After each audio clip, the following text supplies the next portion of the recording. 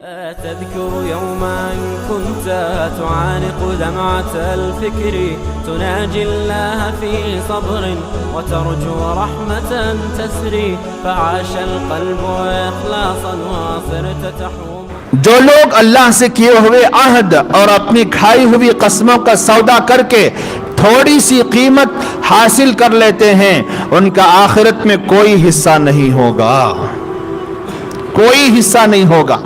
اور قیامت کے دن نہ اللہ ان سے بات کرے گا اور نہ ہی رعایت کی نظر سے دیکھے گا اور نہ انہیں پاک کرے گا، اور ان کا حصہ تو بس انتہائی دردناک عذاب ہوگا.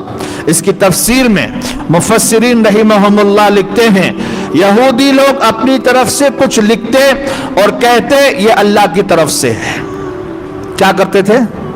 کچھ اپنی طرف سے لکھ دیتے، لکھ کر کہتے یہ بھائی اللہ کی طرف سے ہے، یہ تورات میں ہے. یہ کس میں ہے؟ یہ تورات میں ہے. سودا کرتے ہیں یہ اللہ کی طرف سے، اور یہ کبھی حرکت معمولی چند ٹکوں اور روپیوں کے لیے کیا کرتے تھے. اسی لیے علماء کا ایک بہت بڑا طبقہ آج بھی اس بات کا قائل ہے کہ قرآن خوانی کے پیسے نہ لیے جائیں، نہ لیے جائیں. اگر وہ عمل ختم ہو جائے تو دین ختم نہیں ہوگا، اسلام ختم نہیں ہوگا، اس پر دین کی بنیاد نہیں ہے. قرآن خوانی پہ دین کی بنیاد ہے کیا بھائی؟ ارے بولو، پڑھنے پڑھانے پر دین کی بنیاد ہے. دین بچے گا تعلیم سے، دین بچے گا تعلم سے، دین بچے گا درس و تدریس سے. تو جن اسباب سے دین بچتا اور پنپتا ہے اس کی تنخواہ چاہے اس کی، باقی کسی کی نہیں. آج بھی اس میں وہ بھی ہے. اور بعض لوگ تو باقاعدہ چٹھیوں پر لکھ کر دیتے ہیں. ہمارے بچپنے میں ہم دیکھتے تھے، آپ نے بھی دیکھا ہوگا، 10 روپے قرآن بکتا ہے، 1000 لوگوں کو لکھ کے دے رہا ہے. ایک امام کسی مسجد کا 1000 لوگوں کو لکھ کے دے رہا ہے کہ یہ قرآن کا ثواب بخش دو. پڑھا کب؟ 3 بار سورہ اخلاص بھی نہیں پڑھا ہوگا. ارے حدیث میں ہے کم سے کم 3 بار سورہ اخلاص پڑھ لے تو یہ قرآن پڑھنے کا ثواب ملتا. اتنے لوگ آ کر اس کے پاس لکھوا رہے ہیں کہ وہ 3 بار سورہ اخلاص بھی نہیں پڑھ سکتا. قرآن پڑھنا تو بہت دور کی بات ہے. ایک صاحب سنا رہے تھے کہ 4 لوگ قرآن خوانی کے نام پر آئے، ایک آدھا گھنٹہ یا پونا گھنٹہ بیٹھے، صرف 4 لوگ، قرآن ختم ہو گیا. اور اس میں 15 منٹ تو کسی کے فون پہ نکل گئے، کوئی چیٹنگ کر رہا ہے اور کوئی واٹس ایپ دیکھ رہا ہے اور پھر قرآن اسی میں پڑھ رہا ہے. ایک آدھے پونے گھنٹے میں دعا کر کے 5000 روپے لیے اور نکل لیے. قصور ان کا نہیں ہے، قصور پبلک کا ہے. ان علماء کی باتیں مانتے نہیں جو کہتے ہیں کہ قرآن خوانی پہ پیسے مت دو. اس سے کیا ہوگا؟ حافظوں کے اندر پیسے کمانے کا لالچ پیدا ہو جائے گا. ہدیے دو. اسی لیے میں نے کہا تھا، برکت بھائی یاد ہے آپ کو، علماء اور حفاظ کو کیا دو؟ ہدیے دو. حلال طریقے سے ان کو نوازو تاکہ وہ یہ حرام طریقے بند کر سکیں. تمہیں ایک بات مانتے نہیں، انہوں ایک بات مانتے نہیں، ہمیں کیا کرنا؟ بیچ میں لٹکنا. تمہیں ہدیے دینے تیار نہیں، انہوں قرآن کے نام پر، قرآن خوانی کے نام پر لوٹنے چھوڑنا تیار نہیں. چلتا رہے گا یہ مارکیٹ، سب گنہگار ہوں گے. تو اسی طرح کی آیتوں کو سامنے رکھ کر اکابر علماء کا آج بھی یہی موقف ہے. ہاں بعض اس میں سے الگ ہوئے ہیں کہ بھئی نوازنا چاہیے. یہ جو قائل ہیں اجرت کے، انہوں بھی کیا بولتی؟ دینا چاہیے، مانگنا نہیں ہے. انہوں مانگنے کے بھی کیا نہیں ہے. کوئی دے رہا تو ٹھیک بولتے. سنو یہاں کیا چلتا ہے، سو فون میں پہلے ڈیل ہوتی ہے باقاعدہ. میں نے سنا ہے، یہ کانے شاہد ہیں، میں نے سنا ہے. ہم 5 لوگ آئیں گے، 10,000 روپے دو گے، ایک آدمی کو 2,000، کھانا چائے بسکٹ الگ اور آنے جانے کا خرچہ الگ. کیا کر رہے ہو بھائی قرآن کے نام پر؟ اللہ کا عذاب اور پھٹکار اور قہر نازل نہ ہو تو پھر کیا ہو؟ کیوں لوگوں کو بات سمجھ میں نہیں آتی مجھے نہیں پتا.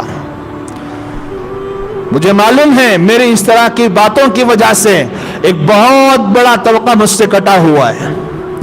ہماری برادری کا گالیاں دیتے ہیں لوگ مجھے کہ خود تو کھاتا نہیں ہم نہ بھی کھانے دیتا نہیں. گالیاں دیتے ہیں. لیکن میں چھوٹے سے نفع کے لیے آپ لوگوں کی آخرت برباد ہونے نہیں دے سکتا. یہ قرآن کا دھندا ہی ہو رہا ہے، باقاعدہ دھندا ہو رہا ہے. اس کو روکو، اس کو روکو، اللہ کا واسطہ دیتا ہوں روکو. گھروں میں جو آتا ہے وہ پڑھو برکت کے لیے. اس طرح کے بھاڑے کے ٹٹوؤں کو بلا کر قرآن کا سودا مت کرو. جس زمانے میں یہ چیز زیادہ ہو جائے گی اور اعلیٰ درجے پر پہنچ جائے گی، یعنی رواج اس کا زیادہ ہو جائے گا، اللہ تبارک و تعالیٰ قرآن کو اٹھا لیں گے. مرو پھر قرآن کے بغیر، وادیاں وادیاں بھٹکو گے لیکن ہدایت کا کوئی راستہ تمہیں نہیں ملے گا. قرآن کے اٹھنے سے پہلے اس کی قدر کرو، اسے سیکھو، قرآن کو سیکھو، خود پڑھو. اگر تمہاری اماں کو تمہیں بخشنا ہے، بابا کو تمہیں بخشنا ہے، خود پڑھ کے سیکھ کر بخشو. یہ ہوتا ہے محبت کا تقاضا، یہ ہوتا ہے عشق کا تقاضا. اماں میری مری تو دوسرے کو کیا درد ہے بھائی؟ وہ تو کمانے کے لیے آیا ہے، وہ تو پیسے لینے کے لیے آیا ہے. وہ کس درد سے تیری اماں کے لیے قرآن پڑھے گا، تیرے باپ کے لیے قرآن پڑھے گا؟ کوئی کسی کے لیے اس دنیا میں کچھ نہیں کر رہا بھائی، نہیں کر رہا. ثواب کا کام بھی آج پیسوں کے لیے ہو رہا ہے. ثواب کا کام بھی کس کے لیے ہو رہا ہے؟ پیسوں کے لیے ہو رہا ہے. اس لیے یہ جو ایک رواج چل پڑا ہے، زوروں پر ہے، اس کی بنیادی وجہ یہ ہے کہ لوگ یہ سمجھتے ہیں کہ جب تک ہم قرآن پڑھ کر بخشیں گے نہیں، ہمارے اماں بابا کی، دادا نانی کی کیا نہیں ہوتی؟ مغفرت نہیں ہوتی. یہ تصور بھی اسی طرح کے پیٹ پالوؤں نے دیا ہے.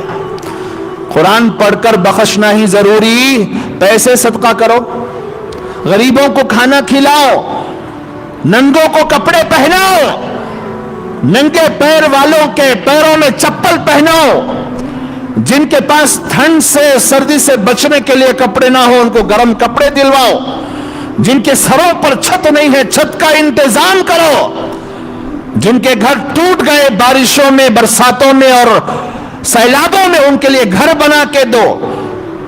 کیا ان کاموں سے تمہارے ماں باپ کو فائدہ نہیں پہنچے گا؟ تمہارے دادا دادی نانا نانی کو فائدہ نہیں پہنچے گا؟ قرآن پڑھ کے بخشنا ہی ضروری ہے. کیا بھائی؟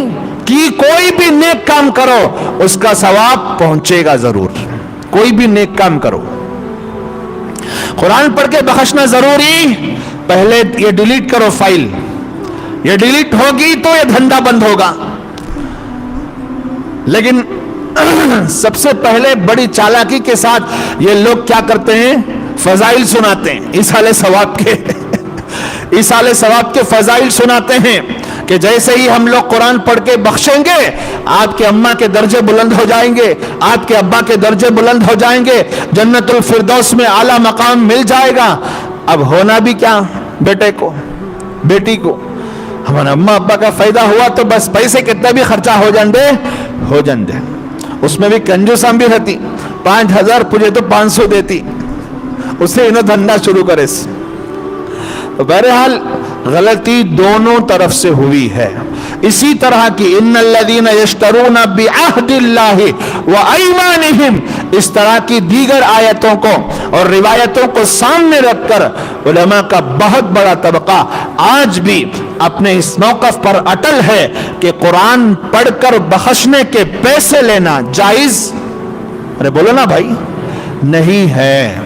تو کم سے کم یہ جو گنے چنے لوگ یہاں بیٹھے ہیں وہ ارادہ کر لیں کہ آج کے بعد ہم قرآن پیسے پر نہیں لیں گے. اپنے کو آتا ہے پڑھ کر بخشیں گے، نہیں آتا ہے استغفار کریں گے، دوسرے کاموں سے فائدہ پہنچائیں گے. ابھی میں نے بتایا دوسرے کام ہیں गरीबों की मदद करो, यतीमों की मदद करो, बेसहारों का सहारा बनो। इससे सोसाइटी भी खूबसूरत होती है और तुम्हें सवाब का सवाब भी मिल जाता है। कहते हैं ना इकबाल, दर्द दिल के लिए पैदा किया इंसान को, वरना कम न थे ताअत के लिए करो बियां। असल इबादत ही समझ गए हम लोग। हमदर्दी भी एक बहुत बड़ा पार्ट है इस्लाम का। हमदर्दी, दूसरों के साथ जज्बा, इसार का जज्बा, हमदर्दी का जज्बा, गमखारी का जज्बा, वो तो सिर्फ रमजान में थोड़ा थोड़ा नजर आता है, फिर 11 महीने अकाल पड़ जाता है, सूखा पड़ जाता है, कोई किसी के लिए हमदर्द नहीं। हमदर्दी से जो तुम अपने मरहूमीन को सवाब पहुंचा सकते हो, मेरी नजर में उससे बड़ी कोई चीज नहीं है। गरीबों का ख्याल रखो मेरे भाइयों। हमारा वास्ता पड़ते रहता है लोगों से, मिलना जुलना, लोग आते भी हैं, हम भी खुद जाते हैं। बहुत देख चुका हूं मैं, बहुत देख चुका हूं। मुख्तलिफ तंजीमों की रिपोर्ट्स देखो कि आज मुसलमानों की क्या हालत है। सिर्फ पैसा उनके हाथों में ना होने की वजह से वो कुफ्र में जाने के लिए तैयार हो रहे हैं, और औरतें जिस्मों के धंधे पर मजबूर हो रही हैं। मैंने इससे पहले भी ये बात बताई है गालिबन। तो करने के काम छोड़ दिए, 4 पैसे देकर कुरान बख्शवाते ही बेटा मुतमईन हो गया कि हाँ मेरे अब्बा के दर्जे बुलंद हो गए, मेरी अम्मा के दर्जे बुलंद हो गए। ये करने के काम करो भाइयों।